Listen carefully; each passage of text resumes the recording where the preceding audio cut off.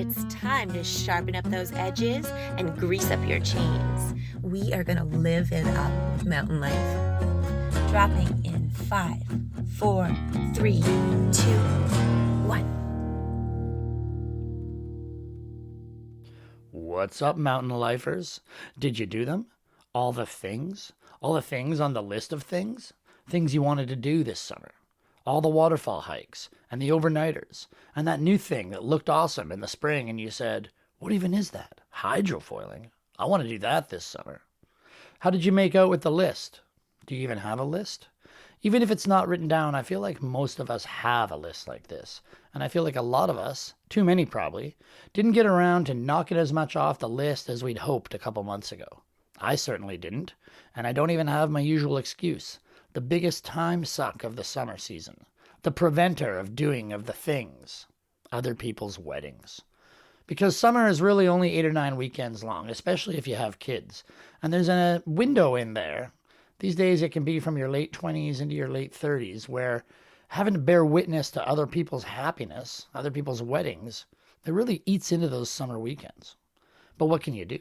It's hard to say no. It's hard to say, yeah, like the wedding sounds great, but that third weekend in July is pretty prime alpine hiking season. Or, oh, I'm so happy for you, bro, but like that weekend is Base Coast. I mean, what are you thinking?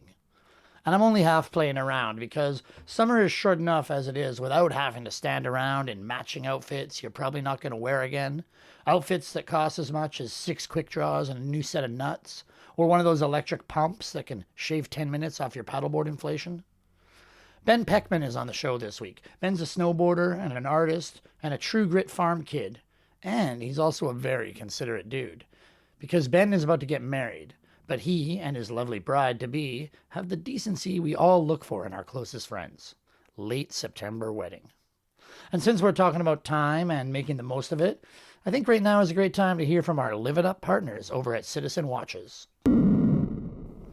Time is important in the mountains. Out there in the wild, missing a rendezvous or misjudging how much daylight is left can have dire consequences.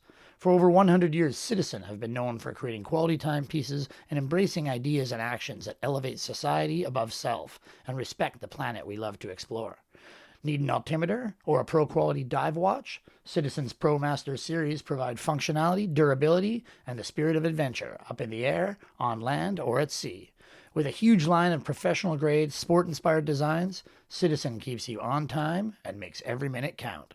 Find your next perfect timepiece at citizenwatch.com. Better starts now. Okay, that worked out, didn't it? So Ben Poechman, and let the record show, if you read it on a page or a screen, I guess, it might look like Ben Poechman, but it's pronounced Poechman. Ben is a professional snowboarder on the North Face team who grew up in Ontario, one of 6 kids with limited access to any real ski hill of substance, but he made it work. He's also an artist, a painter, and a carver, a thinker who sees and interprets the world in his own way. And it all blends together. And when we're putting together the issues of Mountain Life Coast Mountains, so often the photos I'm drawn to are of Ben Poechman, usually working with Ben Girardi, but not always, because he visualizes things and rides things a little bit differently, which is not easy to do these days with so many snowboarding images being created all the time. But don't take my word for it. See for yourself. Last year, Ben was featured alongside Mitchie Davern in a North Face flick called Halation, which won Best Short Movie, Best Editing, and Breakout Snowboarding of the Year at IF3. I'll put the link in the pod description, but also you can just listen for yourself. Here's my conversation with Ben Poechman, snowboarder, artist, and the kind of guy who will never sandbag you with a midsummer wedding. Quick note, there is a little bit of spicy language in this episode, nothing too wild, but hey, you've been warned. And also, even though this is a pod about snowboarding and I just got my Whistler Blackcomb ski pass and we're all getting stoked about the winter to come, Ben and I start off by talking about Belinda Carlisle, because why not? Here we go, Ben Poechman. It's all right. Belinda, I don't even know who that is. You're too young for Belinda Carlisle. I am. She's the best, man. The Go-Go's were, I feel like it was 1981 or 1982, but the first all-female rock band that played their own instruments and wrote their own songs to go number 1. Okay, whoa. It's never happened again. Whoa. which is kind of messed up. The Go-Go? The Go-Go's, yeah. Yeah. All right, so Cool. it's August. It's pouring rain. Mm-hmm. Do you start getting real excited for winter this time of year, or what? Pretty much. I mean, it doesn't really shut off. Your brain's always thinking about it. Mine is anyways. Yeah, But I try to keep busy and keep occupied doing other shit, so. yeah. Art. Yeah, mostly art. When someone asks, "What do you do these days?" Do you say I'm a snowboarder, I'm an artist, I'm a little bit of both, or what do you say? Depends on the day, I Right. guess. But I usually start with snowboarder mainly, and Yeah. then making art all Yeah. the time in between and around that. I saw on the internet you were. I mean, last time I talked to you, you were starting to do a different style of art. You were starting to think about putting it on garments. Mm-hmm. That happened. North Face had. I thought I saw some North Face jackets with your art on them. Yeah, I've just been making stuff. It's like slow process and getting it in design. And anytime you start talking about design, they work so far in advance, so it's a few years away, if anything. But for now, I've just been painting on stuff, so it's here today, and it can live on. So it's all right away. one-offs. Yeah, and then they can turn it into something as needed. Totally. Yeah. Right now, we're just doing. What's that process like? Like you paint on a jacket, but obviously they can't scan a jacket. So do you have to like give them a template or do it twice kind of thing? No, I just make one of ones, and then yeah. if we were to do design, I would make it digitally. Right. It'd be a whole different process, but yeah, it's quite a challenge. Like just painting on a garment. Totally. There's certain things you can and can't do. Some paints will stick, some will smudge. You got to figure it all out. So it's been trial and error for sure with that, but it's fun. Cool to mess around. Trial and error kind of feels like it's your style a little bit. Yeah. Not really formally trained in anything. So always just fucking around and finding out. I mean, as we get into winter, we should talk about the snowboarding too. But you're from Ontario. You've been out here for a while. Mm-hmm. Obviously, you've been over this on other pods. But give me the Ben Poechman origin story. The roots. Yeah, like you grew up on a farm. Grew up on a farm. What were you farming? Dad's a egg farmer, so he's got like 6,000 chickens. Free range organic eggs is what he's. Yeah, and so as a kid, what did that look like for you? Were you out there like not collecting eggs? Yeah. Oh yeah. Picking up eggs. They lay an egg every day, so 6,000 eggs. Pick up that many eggs every day. Yeah. Whoa. So that's pretty good. Hand picked. Hand picked eggs I think we started when we were 6. So there's 6 kids, and we all were put to work pretty young. So you just had to pick 1,000 eggs a day. 6. Yeah. Well, Each no. kid. The two kids would go out each night, and we'd take turns periodically. Right. But yeah, you'd pick 3,000 each ish. Well, how long does that take? It only takes an hour and a half. You pick up, like, you got 3 in each hand. Yeah. The way that they fit in your hand. So you're picking up 6 at a time. And there's just like a trolley that you pull or something? Yeah, you got a trolley that goes through the middle of the barn. That was the scary part, though, because you're in there in the thick of it, and there's no cages or nothing, so there's just birds, thousands of birds just running and jumping, and roosters attacking you, and the whole bit, so. And like, chickens are like maybe distant relative of Velociraptor. For sure. Like they're dinosaurs. Yeah. Kinda. Maybe. Yeah. And they can be savage, chickens, right? Oh yeah. Yeah. Well, mostly the roosters. If you're afraid, they can sense your fear. So as a young kid, you're going in there, you're like scared at first, then you get attacked a few times, and then you realize that you have to be a man really young, and otherwise they'll just come at you because they can sense it. What's the best tactic for surviving a rooster attack or fending an attack off? Like you just put the boot up, or the boot? Yeah. Yeah. The boot is like the most important part of farming. When I was a hay farmer, yeah, irrigation I'd be like, this irrigation pipes are leaking up in the air, and my buddy, old man Carl, the farming master, was like, just kick it. Yeah. Right? Just kick it and it'll sort itself out. Give it the boot. Yeah. Mm-hmm. Oh, man. That's crazy. So you grew up with a pretty decent work ethic then. Yeah. And when did you start snowboarding? It started when I was 8. It was like a school trip. I got to go a couple years early because my mom chaperoned with my older brother. But I had wanted to go since I was like 5 or 6. I just saw a photo of it or something, and I was like, "Oh my god, I don't know what that is, but I want to fly through the air in the mountains like that." Like, Yeah. seemed like a totally distant reality compared to, picking up eggs In every day on Ontario, the like farm. what's the tallest mountain you've ever seen in Ontario? Yeah, like 300 feet, I think, is like the escarpment size. Yeah. So yeah, not big. What was your?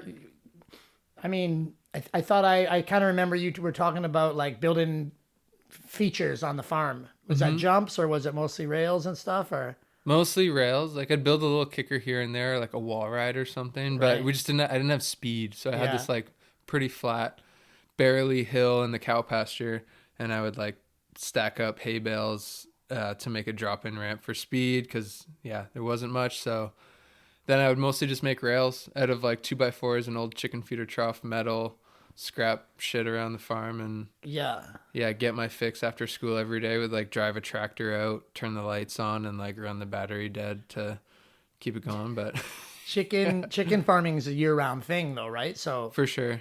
was your family like pretty outdoorsy, 6 kids? Were you guys out camping and going on snowboard and ski trips and stuff when you were young? No, the thing about farming is it's like such a lifestyle that, at least for us, like we didn't have any employees. It was just Right. family-run farm. So we were all enlisted into the squad, and we were working every weekend. Was just work. Yeah. So all summer long was like you're either plant season in the spring, and then harvesting everything. Like it was full on. The winter was the only time where it chilled out, but there was no like, my parents didn't really do sports or trips. They like got us to play soccer and basketball, but that was kind of the extent of it. We weren't really like a sports or camping family at all, which is sad. Like comparing it to like BC lifestyle, everyone's pretty into all that stuff, and it's more a part of the culture. But back there, it was just like do your thing.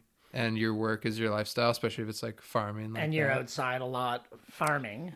100%. Yeah. He's outside. Like I grew a love for nature and the outdoors just by working outside in the fields. And like one of the jobs is like picking stones.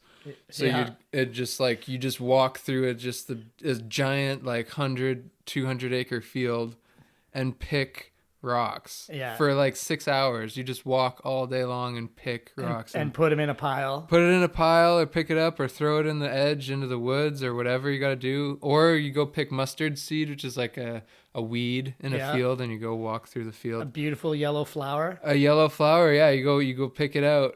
Because if you don't pick that one, there'll be 100 when you come back next year for each one. So what about thistles?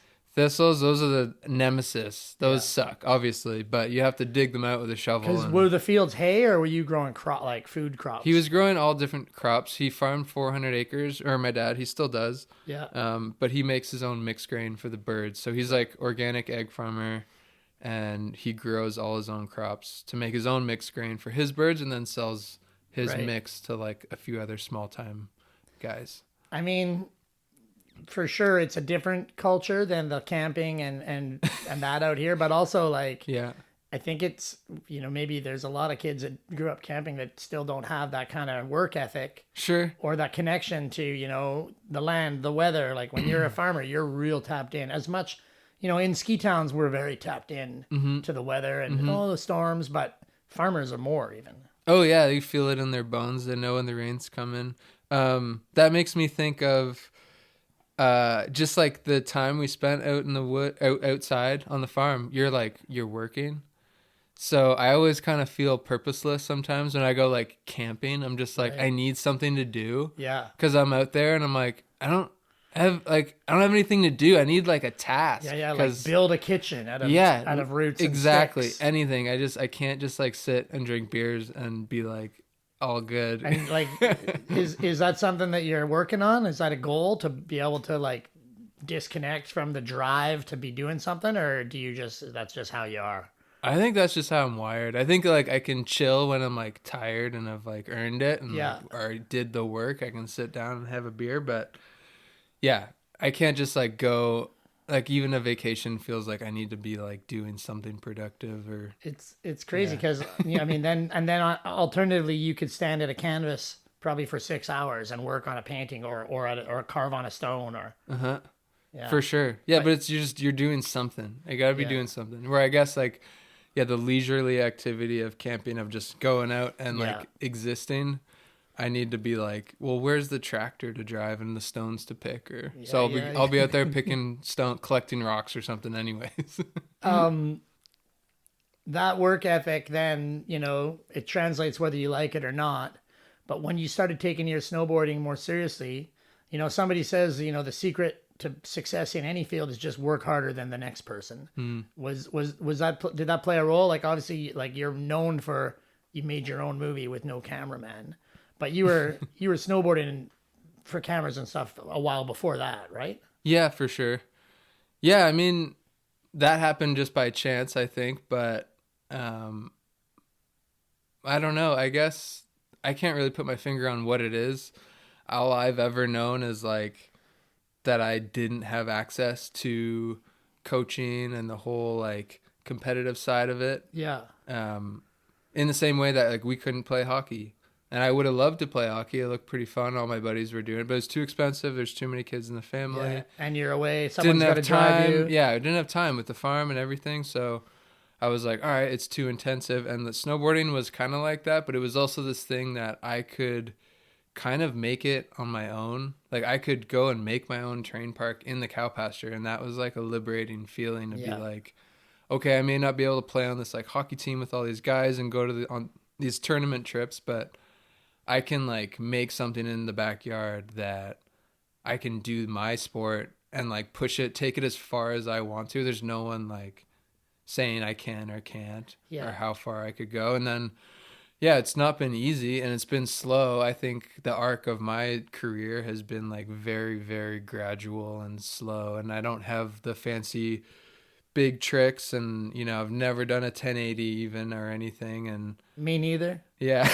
And I mean, I'd love to. I think I will one day, but I just think it's been slow and like steady. And I think I'm just keeping grinding on, and I love it so much. And the passion's always been there. So, I mean, how far was it from the farm to get to an actual ski resort where you could have a jump, where you could maybe try something that was a little bit of a bigger thing? Was that an hour's drive, or were you taking a bus or getting rides with friends? Or there wasn't a bus because we were like pretty rural. We were like still outside of like a pretty small town, like 2,000 people, and all around us was small towns. But the nearest resort was Blue Mountain, Collingwood, which is like an hour away. Right. Which isn't that far, but none of my family was into it. Like nobody skied. Like they had skied before, but like no one owned any equipment. Like if we were going to the mountain, it was like we're in the rental shop and everyone's getting kitted up, and we go maybe once every like 5 years as a family or something. And yeah, so it wasn't really part of our culture in the winter going on snowboard trips or anything like that. But yeah.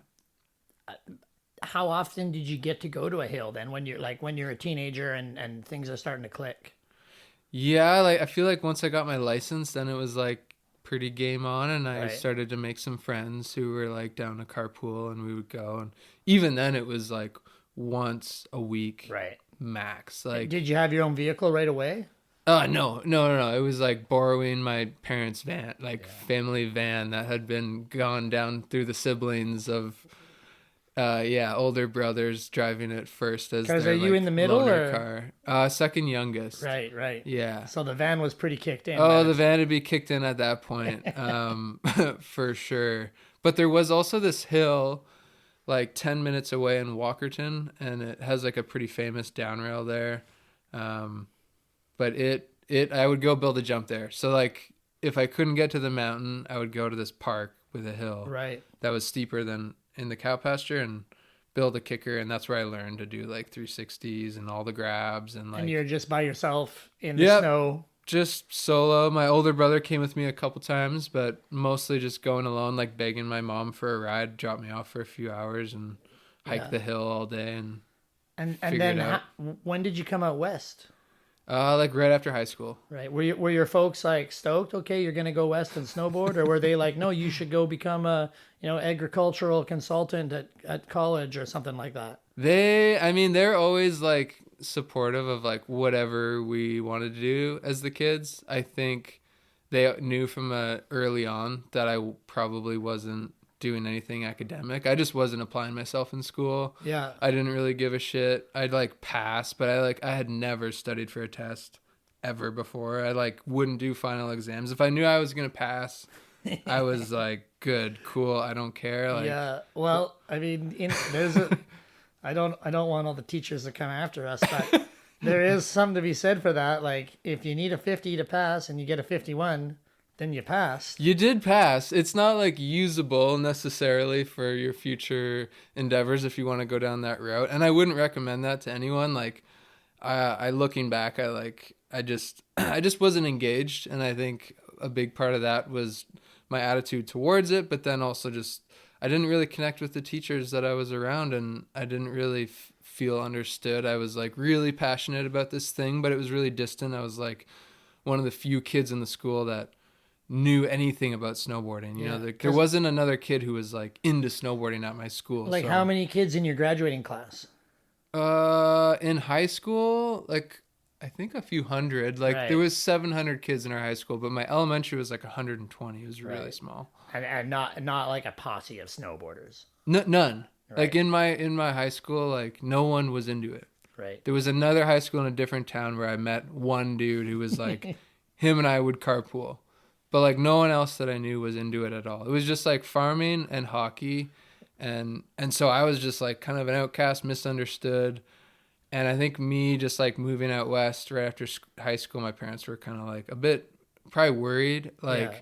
what's he gonna do? And I was just partying and a little bit lost and just having fun and not sure how it's gonna work, because in my mind I was like, I don't have sponsors, I don't Right. have. There was no shop hookups or anything like that. No, I didn't. I mean, I had like little flow deals since I was maybe like 16, 17, where I'd get some product. Yeah. But the navigation, like the road to like going pro, was like absolutely non-existent. Like I had no idea what it was gonna entail.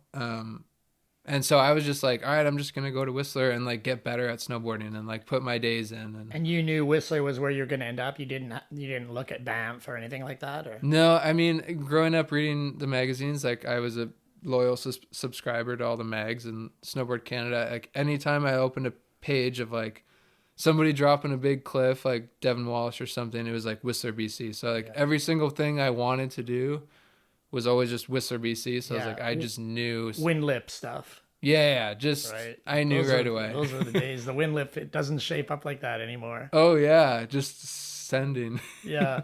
So you got to Whistler. What happened? Got to Whistler 18. Okay, so I should backtrack a little bit. Yeah.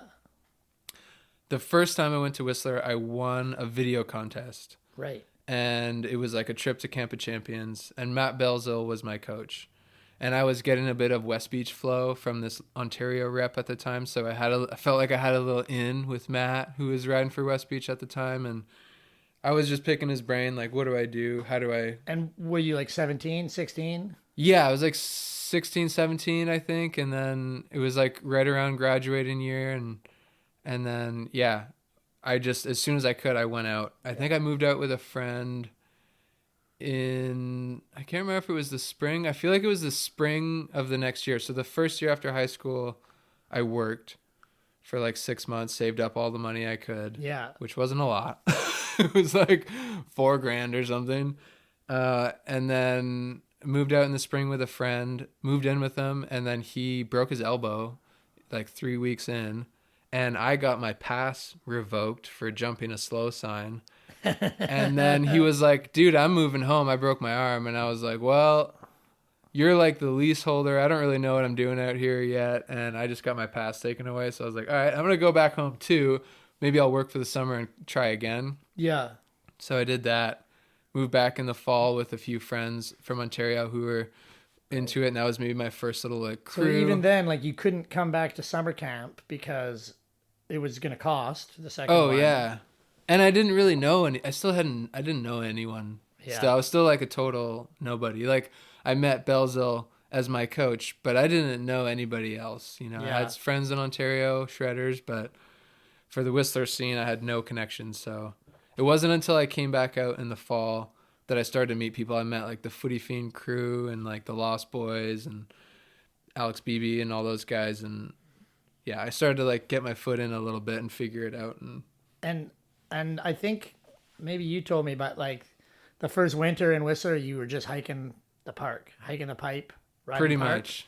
Yeah, I had a pass and stuff, but I was just like a park rat, like wearing a hoodie on a powder day, and I had no idea. Like I didn't know about powder Yeah. yet, you know. And I was like, all I know is steel and rails and tricks on rails, so I'm just gonna do that. So I did that for a few years for sure, and was just stoked. Like my first season, I rode 150 days. Yeah, And mostly park. Yeah, all park. Like, yeah, I didn't know the mountain at all. Yeah. Like, unless someone took me, I wasn't going anywhere else.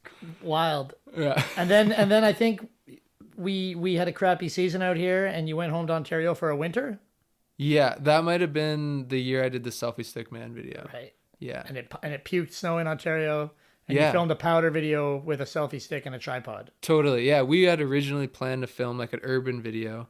So it's funny, my first few seasons, I did one full season my first year, and then from then on for a few years, I would only come to Whistler for the spring and the summer to kind of extend my Ontario season, because I Right. was still focused on urban riding, because that's what I was good at. That was my skill. And I And was you were like, starting to film with some buddies, and yeah, at that point we had a little film crew. was money coming in, or was it just No this money. is still the passion? No money, zero money. It was like barely even product at that point. It was still just like hard to figure out. I don't know if it was the timing in the industry or what it was, or if it was just the arc of where I was at in the snowboarding. But yeah, we were just doing it because we loved it, and if we could get some free gear, we were stoked, and we'd go on little rail trips and stay 6 guys in a hotel room. And, Yeah, classic. Yeah. The classic hitting the road like a punk band. Mm-hmm. What was the technology like? Like, are you the mini DV tape era, or was it actually memory cards and digital stuff? No, we were past that. We were like SD cards for Right, sure. okay. Yeah.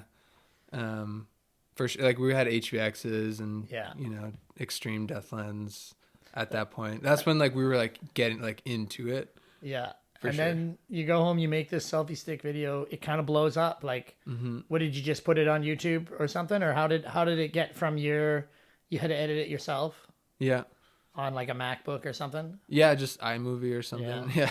And then I uploaded it to Vimeo, I think, and then just all the like magazines and stuff shared it, and I was shocked because I was like, this isn't really anything. The snowboarding wasn't anything special. Yeah. And we were like already filming at that point. So I was like, this isn't, I'm not doing any like stunts. Yeah. Like, I don't think anyone's going to appreciate this. I just thought it was enjoyable to make, and all I could do, because I didn't have a crew. So I was like, I'm going to do something. Yeah. And then, people were stoked. Just, You- I think, I mean, you will come to the art in a bit, but you obviously have an artist sensibility. Do you think that played a role in the edit, and it could have been more of the art of the edit as much as the writing that ended up speaking to people? Or was it just like, here's a guy just making it happen for himself, writing for no reason other than he likes to ride, and that spoke to people? It's probably a lot of all of it mixed together. yeah, I would guess it's kind of all that, but I think it's mostly just the, the self-empowerment of, being able to go do it. Like, you don't need anything other than yourself. Yeah. If you want to go make something, and you can make a video. What year was that? 2013 or 2014, So, I think. Like, snowboarding was already gone through a couple waves of popularity, and it was it was a big deal by then. Oh, for sure. So Yeah. somebody doing it just for fun actually probably spoke to a lot of people, because Yeah. I bet you there's a lot of people who had lost that a little bit in the industry.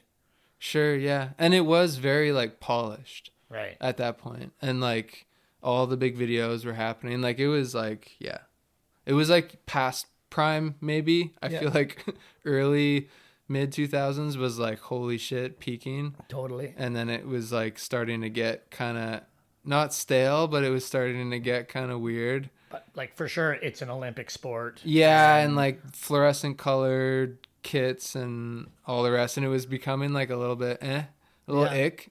And then, I don't know. I don't know if it was just the timing of it. I don't know, but it is what it was. It didn't change my life, that's for sure. I didn't get like sponsors and money or anything. But like, then that from next it, but- winter, when you came back west, you started hitting POW out here. Yeah, I think like that kind of opened the door to like, oh yeah, like what would I do if I wasn't filming? And I realized that, like, yeah, when I was filming myself in Ontario, I was like, oh, I just want to ride powder. If I'm not filming, Yeah. I just want to ride the best snow I can. And if I can jump off shit, great. But, I want to ride fresh, soft snow, and that's the best feeling. And so, yeah, when I moved back, I was like, okay, maybe I'll stay out of the park and just try to see, like, what the mountain has to offer. And, yeah, that kind of changed my whole outlook on how I see the mountain. And then a lot of people like weren't really taking advantage of what there was on resort or like close by a short hike. Like, so yeah, I was like finding stashes all the time. And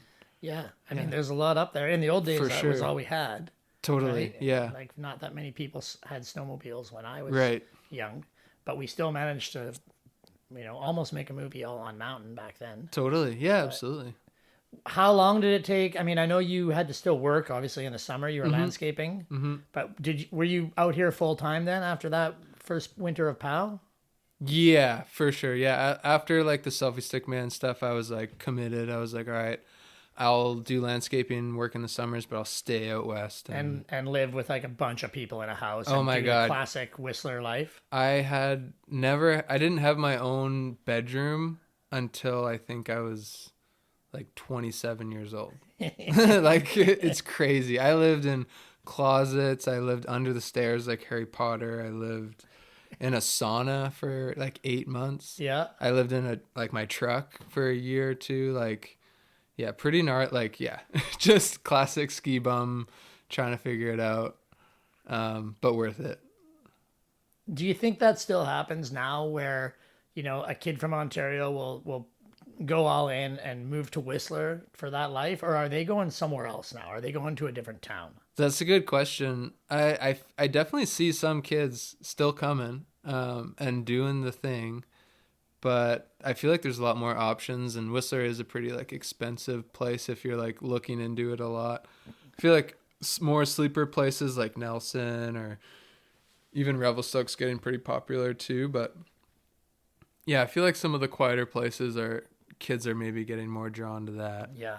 Or it's really hard to live in your truck in Whistler. Well, yeah. Or Squamish. Like, For sure. You can't just roll into the parking lot anymore and park.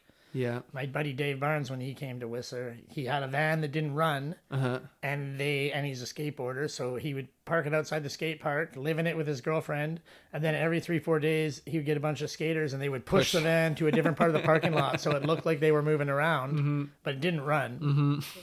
But you can't even get away with that for one night anymore, right? No, I don't think so. I don't think so either. Yeah. How did it, or was there one moment where it started to really happen once you were out here for snowboarding where you're like, oh, this is working? I wouldn't say there was a moment. I do need to give credit to Alex Forbes, who is like the Vans team manager in Canada. He kind of put me on first, and that was the first check I ever got for snowboarding. And at that point, I like bought a truck that I could barely afford. A truck I call it, but a Toyota Land Cruiser that I could like sleep in the back. Yeah. And I basically just drove around and like road tripped around and snowboarded where I could. And yeah, he gave me a little like $5,000 to just do that. And for me, like at that time, that little bit went so far. Totally. Because it had to. Yeah, it had to. And just to have something to be like, wow, like I'm supported in some way to do the thing that I love. And I was like obviously bumming it, I wasn't paying rent, so I had not a lot of expenses, but it was all by design. It was like, how can I ride the most and travel the most? What's a couple like small, people talk about van life now and it's like it's a Sprinter van with a washroom and a stove, like, but what are some real van living tips? Like what was your go-to meal when you don't have a fridge? Yeah. I mean, I just ate out. That's one thing I've always balled out on a little bit is food, like good food. Always. Just growing up on the farm, my mom's a great cook. Right. And yeah, we always had good food. So I would always eat good. The one thing that I did back in the day doesn't exist anymore, but the Scandinave Spa in Whistler used to have a month pass that was like $100. Yeah.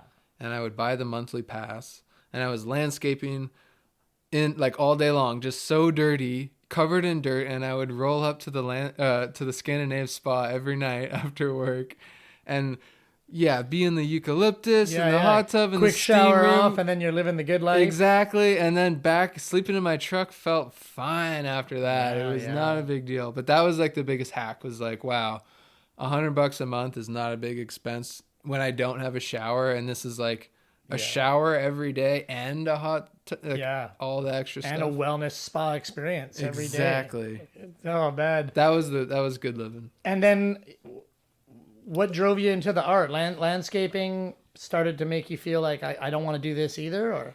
Yeah, I hit a point. There's like kind of a funny point landscaping that I like really remember. It was like we were just landscaping at these like $40 million homes, like crazy like homes in magazines.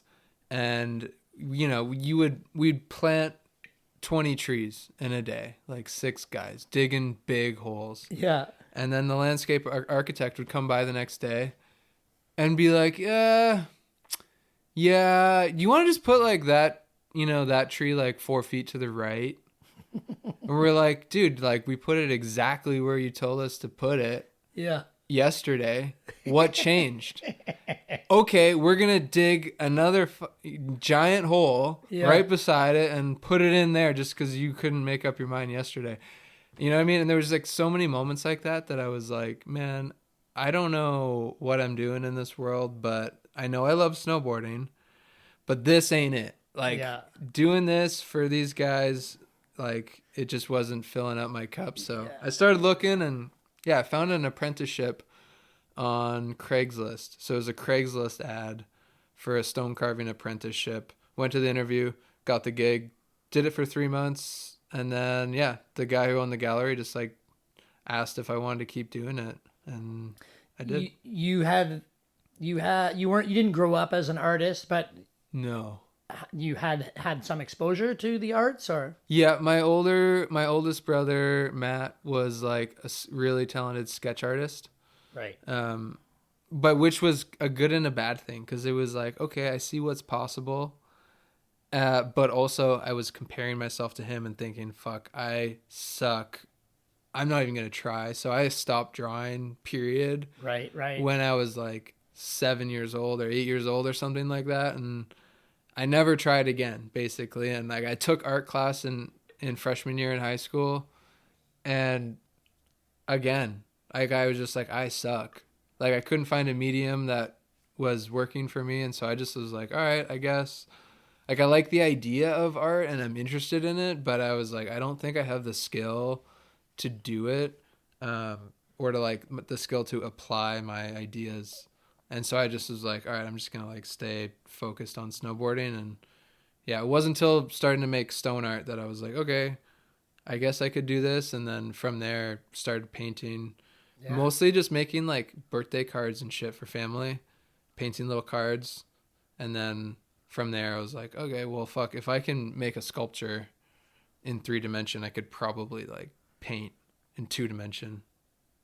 It should be easier in theory. It's not. At the same time, I don't know, because you didn't have any experience. Yeah, so that's also a blessing.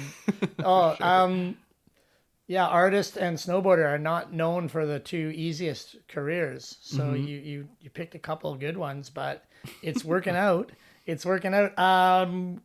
Before we take a quick break, what's your relationship these days with time? Have you always had a, obviously strong work ethic, but was your time management system dialed in? No. I definitely have ADHD in some capacity, and I can just get lost in doing something that wasn't not part of the schedule at all really easily, and distracted really easily. So, I do struggle with that. I like try to set up parameters, but I mostly just go on feel. And so do whatever I feel like, which is kind of nice, but there's not a lot of boundaries to that. So, and do you wear a watch? No. I only ask because we are supported by, Citizen Watches. So we'll hear a message from them right now. Oh, yeah, nice. Hey, buddy, have you got the time? Or is it time to get yourself a new Citizen watch? Did you know their eco-drive watches are powered solely by light, any kind of light? Or that their atomic timekeeping watches are constantly syncing with atomic clocks all over the planet to ensure your watch's margin of error never exceeds 1 second every 100,000 years? Check out that kind of wild tech and all the great watch options at citizenwatch.com. Okay. So you started doing arts, started with stone carving. I know it was, we've talked about your art before, but I know it was a Chili Tom kind of tribute. You did a carving of what you called chili trees. Mm-hmm. Maybe just talk about that a little bit. Coming to Whistler, chili stuff was everywhere, or like chili, I think had already passed by the time you made that sculpture. For sure, yeah. By the time I started carving, chili had already passed for I think 2 years. But yeah, like I think he was the entryway for me to like be inspired in Whistler by art in general. Like go to Sushi Village, go to Creek Bread or some of the other restaurants in town, and you just see like these massive original paintings that were like unlike anything I had seen or been exposed to. And yeah, I was always stoked on his work, so it was cool to like make something. It's outdoor based art, and as an outdoor based guy, your art started in a similar vein of like capturing the energy and the feel of being outside. For sure. Yeah. It's transitioned a bit since then. I think so. I mean, it's just ebbing and flowing, and interests are always changing, and I can't really define it now, even because it's just always changing. So I'm just letting it go. Like, yeah, I'm just exploring right now. I'm like pinballing around, and I feel like at some point I'll find the thing that I'm like, okay, this is my shit. But I still feel like I'm like in an experimentation phase, which is kind of fun. It's kind of scary because I like don't feel like I've found it yet. Yeah. But I'm still looking. The search. Yeah, still searching, but it's cool. Working at the Stone Gallery, you could go in and work at night and ride all day, and the snowboarding kept even. It's a job, but was it hindering you from your snowboarding passion or? Yeah, I mean, the stone carving was sweet. We could just make our own hours. We were kind of our own boss to some capacity. Because what were you doing for them? Just carving inukshuks or? Yeah, just these little like 4-inch little inukshuks it's kind of like the gift shop type offering. Like every gift shop in this Sea to Sky pretty much has little inukshuks out of stone, but ours were like hand carved and there was like, they were pretty good, high quality. So. And you had basically, before you had that job, you'd never carved stone before? No, but that was like such an easy thing. It was like simple design, straight cuts, and just cut it, polish it, pretty simple. And yeah, I cranked out a bunch of those. And then it was like after the apprenticeship, 3 months, basically he'd give me hourly work so that I could still make some of those if he wanted to. He had a quota he needed. But beyond that, he said, John Fathom, this is the art gallery owner, and he was like, yeah, I got the stone, I got the tools, I got the studio, you can come and you can carve, and we'll work on consignment, and like you can sell your stuff in the gallery. I'll just take a bigger cut because you don't have any upfront costs. So for me to get into that world, that was a huge help. I think without that, like, crack open of the door, I don't think I would have been able to enter that market. It's pretty supportive. I mean, the art world can be competitive, but that kind of support, I don't know if that's the standard in the Whistler art scene. It doesn't seem like it. No, I mean, in general, I hadn't really experienced anything close to it since. I feel like artists between artists are like always open to collaboration and working together and stuff, and that's cool. But he really took me under his wing and was like, he'd done it for a few other artists and kind of given them a start, which is really cool, and I appreciate that. And yeah, I definitely don't think I would have gotten into art really at all without that. Like I was looking at Craigslist, for anything at that point. So Fathom Stone Gallery, they're still in Whistler? Yeah. Yeah, well, everyone should go check them out when they're in town then. Yeah, they're in the Westin Hotel. Nice. Check it out. How did it ramp up with snowboarding? Were you starting to get bigger video parts, or did you get in with a different crew that kind of got you to the next level, or what was that progression like once you've been in town for a while? I'd say it was still pretty like slow and gradual, and I'd had friends like the Pocket Figures or like Mountain Crew, was like friends of mine. It all kind of started around like the Footy Fiend house, which was like, you know, crew of homies that were all making like park edits. And then from there we all became friends, and obviously we all just kept snowboarding and making videos, and it all evolved. And yeah, I wouldn't really say there was like much of a event that really like changed it. I think it was just a continuous, like, every year going out with your buddies and filming what you could and going on trips. And you know, none of us really had budget at the time to be doing any of that, but we would all work all summer and save up and then take time off winter. Instagram videos, like put clips online. I think maybe one thing that I did a lot, or like took under before a lot of other guys, was the Instagram shit. Right. And I tried to not do it like cringe or like too, like, you know, I wasn't like, I want to be an influencer. I always was not into that aspect of it, but I was just like actively putting out shit on Instagram as much as I could. And I didn't really think about it. Like, I know a lot of guys were like, oh, I'm not going to put it out unless it's like a hammer, you know, like unless I'm like proud of it and it's sick and I only want people to see my best shit. And that I understand for sure. Is that how you are with your artwork? But no, for me, I'm just pretty open book. Right. Like, if it's fun and it's cool, I don't give a shit. Like, if somebody wants to check it out, they can check it out, but I'll put it out there if you want to check it out. But I don't really have this like high standard of like, it has to be the coolest, greatest thing, because it also needs to be like relatable. I want to be able to relate to other people's stuff too. And yeah, if you're only seeing the hero stuff, sometimes it's a little bit like far reaching. It seems like distant. Yeah. So. And then people started noticing, like, when did you get on the North Face hookup? Yeah, that was kind of like not long after Vans. And that, again, like Alex Forbes, bless his soul, he was like, yo, you don't have an underwear sponsor, I can get you like a kit, you know, a jacket and pants, because we work in the same office as North Face, sister company, you know, they're both owned by VF Corp. And I was like, yeah, dude, sick, you know, didn't know the guy, had no contact. Yeah. And then rode the kit, whatever. A year later, I was like, yo, can you get me like a meeting?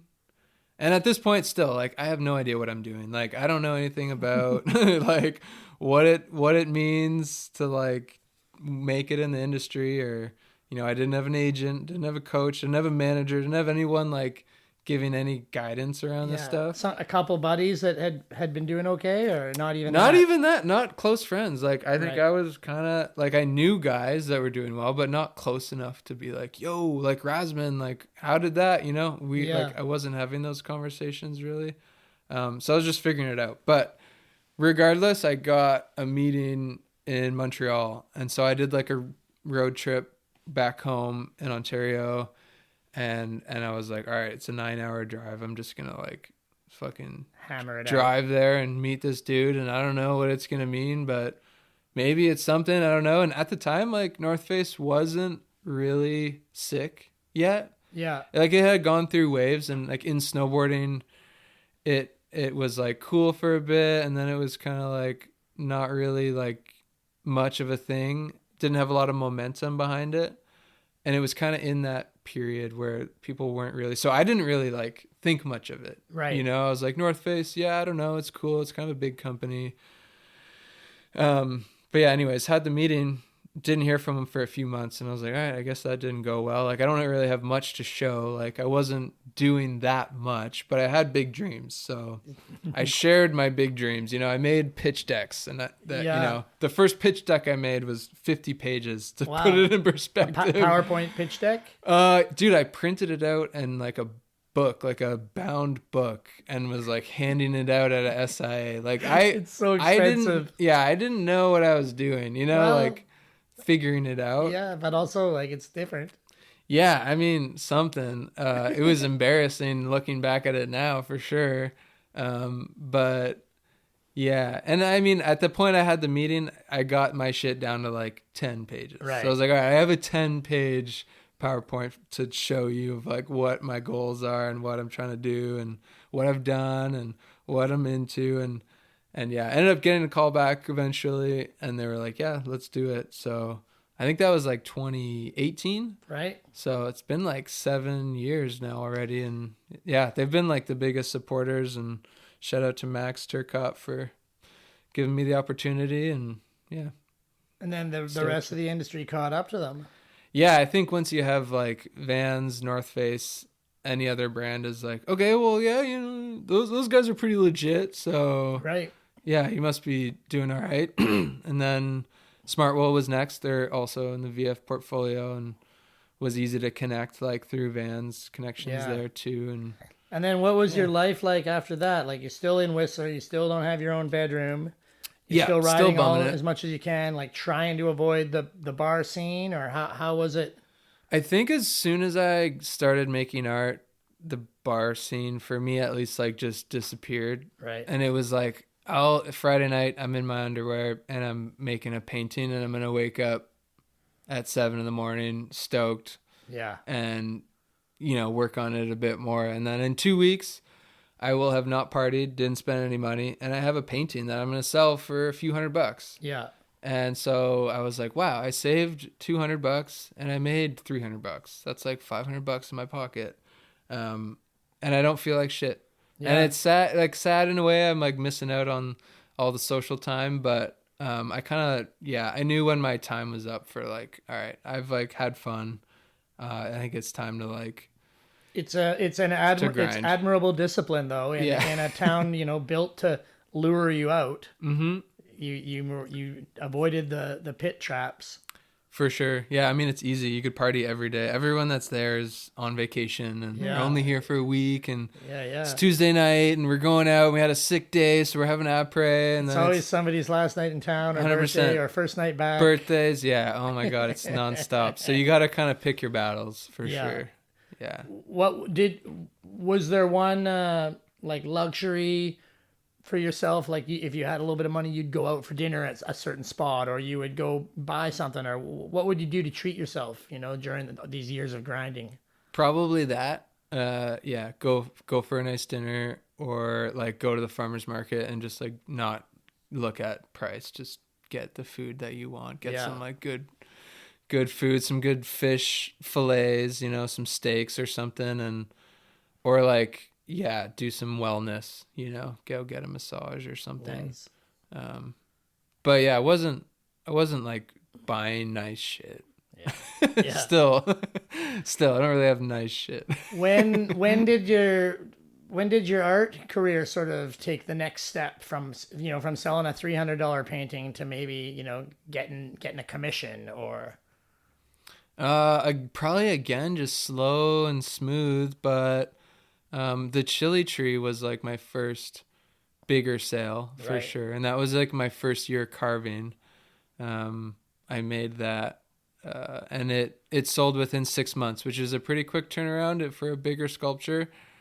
And once that sold, I was like, that's kind of like what made me start painting. Right. Was like, oh shit, I just made, $5,000, and I don't have to go to work tomorrow if I don't want to. And I don't really need to. Like, I'm good for a bit. I could pay rent for a few months. I used to live a whole season on $5,000. Right? Yeah, exactly. Yeah. So to me, I was like, sick. Okay, what am I going to do? I was like, all right, go buy some canvas and some paintbrushes and start painting. So, I think it's been just gradual, because the painting has been a slow process of development. But there's always been like, I'm not selling everything that I want, but I'm selling everything that I need. Yeah. And all the times that I'd always like maybe lose faith and be like, man, I don't know, like, does anyone like this shit that I'm making? Like, is this pointless? And then someone just comes out of nowhere and is like, yo, I love this so much. Like, can I buy this from you? And then I'm like, whoa, okay, like.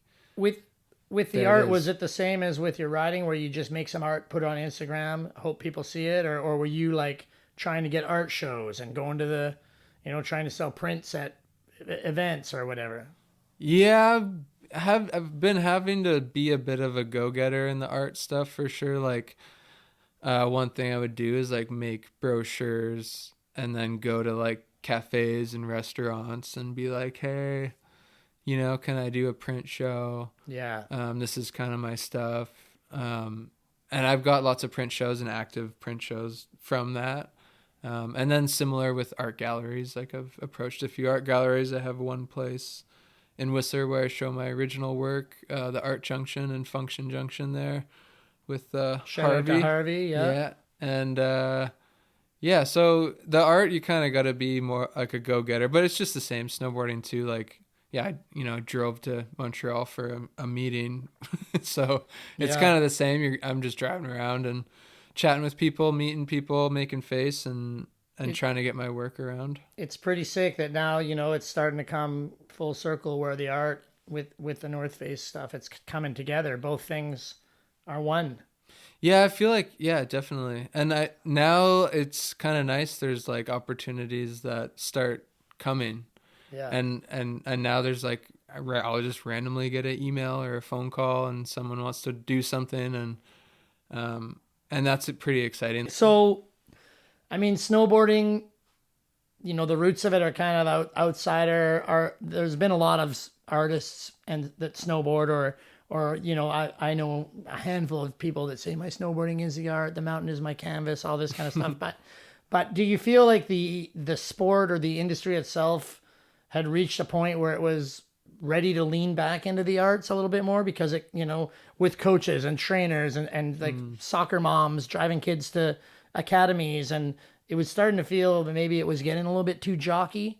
And now the industry is like, well, no, let's go back to these renegades and these do-it-yourselfers and that kind of thing. Yeah, I think there's just so many facets and so many different avenues you can take in the sport of it, and I think of like a good personification of that is the Karua Shapes crew. They're just turning. Yeah. But they're making it look fun. They're making it like very tasteful. The videos that they're producing are like beautiful to watch. It's an art piece just to look at it. And there's just so many different things. Like, you don't have to do crazy tricks, but you could, and it's impressive if you can. Or if all you've got is a chicken feed trough to use as a rail, then that's great too. I think, like do what you can with what you got has been kind of the motto of my life, really. And I'm always thinking like, oh, what could, if only I had this or that, I could achieve this, but I sit back and be like, well, what do I have? And you realize pretty quick you have a lot, and you have a lot of things. And if you use the things that you have, you can do more than you would have imagined, for sure. So, yeah, I feel like there's space for everyone at this day and age. Like, as long as you're passionate about it and you show up, like I like the way I look at snowboarding is like, what if this was my job and it was Monday to Friday, 9 to 5, and I had to show up and I had to work and I had a 10-minute break and I had, 30 minutes for lunch, and then I was back to the grindstone. And like, if I don't keep on it, my boss is going to come over and kick my ass. So like, I better work hard. So I kind of brought that into snowboarding, or into like the way that I would approach it. Like, doesn't mean I'm working 9 to 5 Monday to Friday. But it does mean like when I'm doing it, I'm like working hard. And we're coming into a new winter as it always goes in the ski town. Everyone's already saying, oh, I heard it's going to be a good winter. Right. What's your plans? Have you got plans for the season, or is it just see what happens? Or so far, a few things up in the air, but it's still kind of like the time of like things falling into place and solidifying plans. But got a few things, got a few dreams that are like coming to materialize. Can't really give many details on those, but yeah, I think just keep doing what I've been doing. And last year I didn't have any plans, and then the season just like filled up so fast, and was traveling a lot and it was busy. So, I mean, even if I don't have plans, I'm pretty confident there'll be lots going on. How do you navigate the life balance? I mean, you're down here now, you got a partner. Did you get married? No, we're getting married in September. Right. So it's coming up. Dude, pretty soon. Yeah.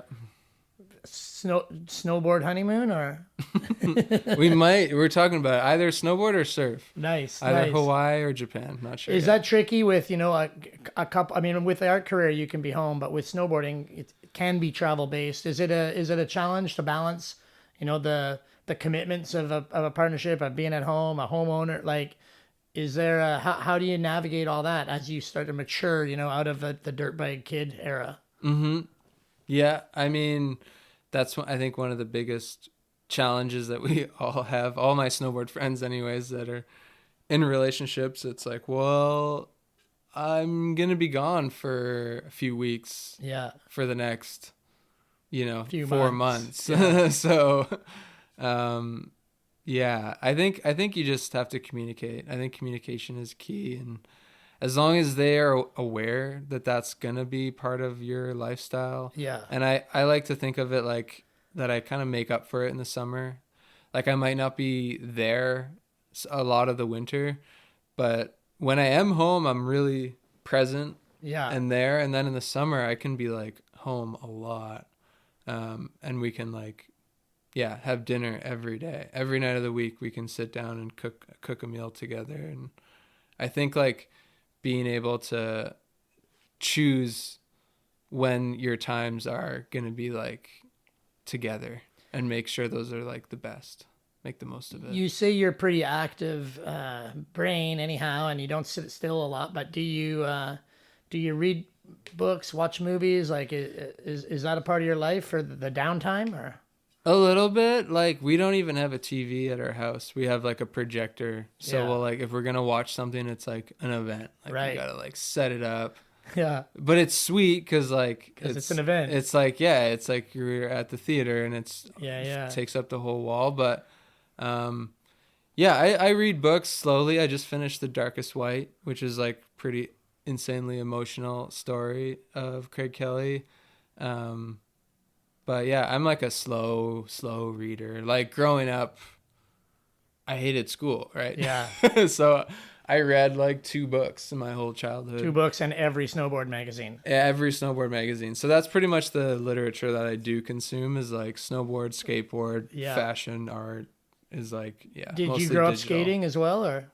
Not as much as I would have liked. Yeah. I mean, on the farm. Gravel roads? I loved it, but we had like a cement pad and like a shitty skate park in town, but like pretty rough crowd hanging out there. So my parents weren't really stoked on dropping me off there, older kids. So I was kind of stuck to like a 10-foot square of cement for a long time. So I skated a bit, but not a lot. I still do. Yeah. But I'm not like, when I compare it to my buddies who like had a skate park down the street, it's Totally. like, okay, or a mini ramp, I was like, okay.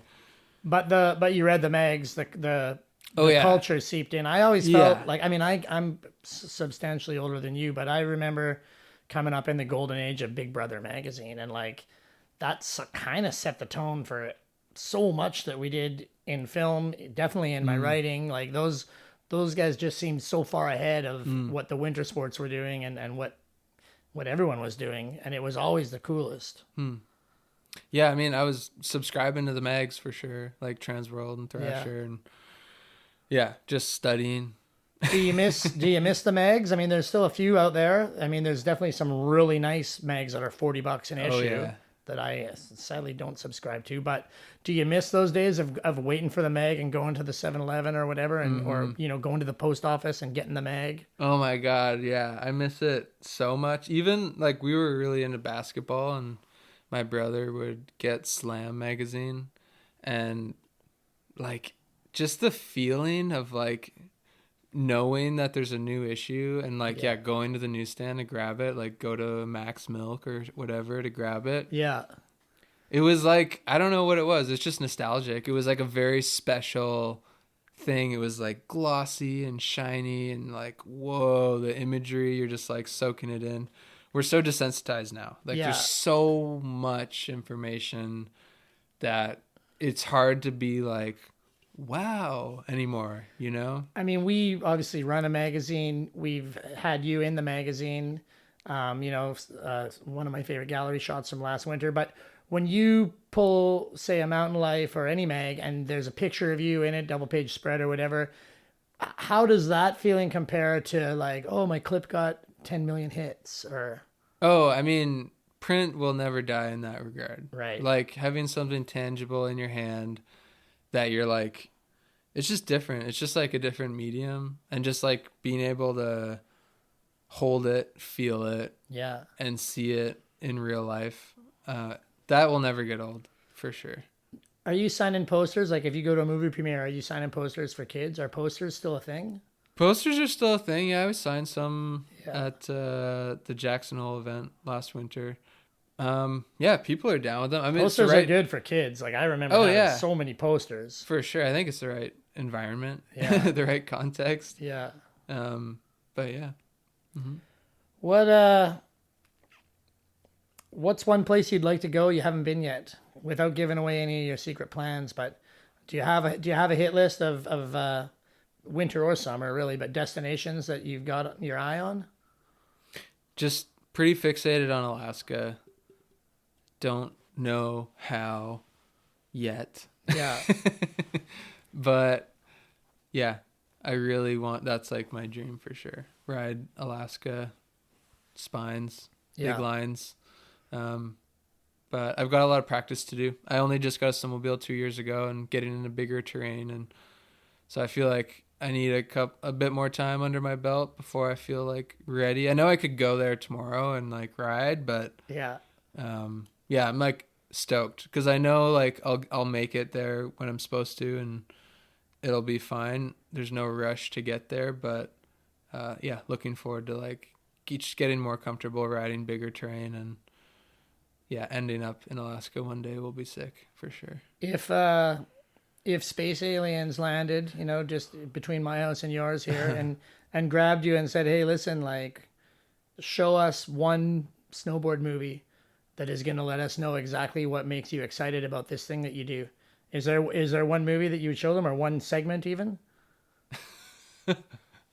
I mean, there's things that like I like personally, and then things that I think other people would like. I think if I was gonna show them what I think they would like, it would be like Art of Flight, probably. Right. Like it's pretty pinnacle. Yeah. Like the cinematography, the level of mountain riding, it doesn't get like there's nothing better than that. And I thoroughly enjoyed it too. It's insane. It's crazy. It's amazing.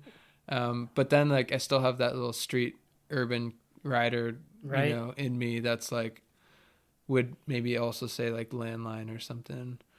Yeah. But two different ends of the spectrum. For me, it's Clear Cut, just because I'm a local guy. But yeah, Treetop Clear Cut. They hit the biggest winter we've had here in my lifetime. Well, and they filmed it, and I was still in university, so I missed most of it. Oh my god! So it's bittersweet, but yeah, that was a seminal one. The big winter of 98, 99. Oof. You sort of touched on it earlier, but for the young kids out there that are could be living in the flatlands, dreaming like you used to dream, what's one piece of advice that you would give to a young kid that's like, man, I want to be a snowboarder, I want to be an artist, I want to be anything? Just start making stuff with what you have. Yeah. Like I think take an inventory of what you do have. Don't get caught up on what you don't have, because there'll always be somebody that has more access to more shit than you do. They might have a faster car or a bigger house or more, paint supplies or a better snowboard or whatever it is. Like there'll always be someone who has more stuff. So like look and take inventory of what you do have access to, and then exploit that. Like run it up. Do everything you can do with what you do have, and that will take you to the next step. And I think that's all it is, like taking it one step at a time and not being like, oh my god, how am I gonna like ride in Alaska? I can barely ride down this ditch. Yeah. Like ride down the ditch, like make that ditch your bitch. Like ride that thing until you can ride it with your eyes closed, and then from the ditch you'll go up to a bigger hill, and then you'll do a 180, and then you'll do a backflip, and then you're in Alaska. So I think acknowledging that you don't need everything, and it's easy to like compare yourself to other people and think you don't have everything you need, but you do. And make the most of it, because there we go, kids.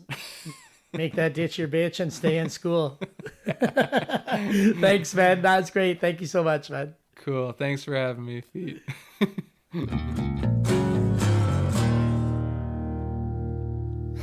That was awesome. An ode to that punk rock DIY mindset, that make it happen with what you've got, and the big pow days will follow. So thank you, Ben. Hopefully everybody out there is getting as stoked for winter as I am, as Ben is. Yeah, sure. There's a lot of summer to still go around, and I encourage everyone to get out there and make the most of it. You can still go camping this month, unless you're going to Ben's wedding, I guess. But I was looking at my puffy vest this morning, and that's always a good sign.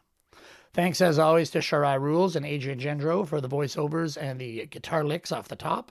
Thanks to Citizen Watches, best timepieces going. And thanks, mostly, to everyone who tunes in and listens to these conversations. Your time is valuable, and I appreciate you investing some of it with us. Ben's website is soulboarder.ca. His Instagram is @soulboarder, so you don't even have to know how to spell Poechman. And there's a nice artist profile about Ben up at mountainlifemedia.ca. As well as the latest news, tales, and photos from life in the mountains. We're rolling into autumn and the winter issues of the magazines here, but we will be back with another pod about a month from now. I have no idea who it's going to be, so please check back in. Until then, take care of yourselves, mountain lifers. Take care of each other. Be sure to check your bindings before the snow flies. And when you're out there milking the last of these warm September days and nights, just remember to leave the campground better than you found it. And, of course, listen to the Go-Go's.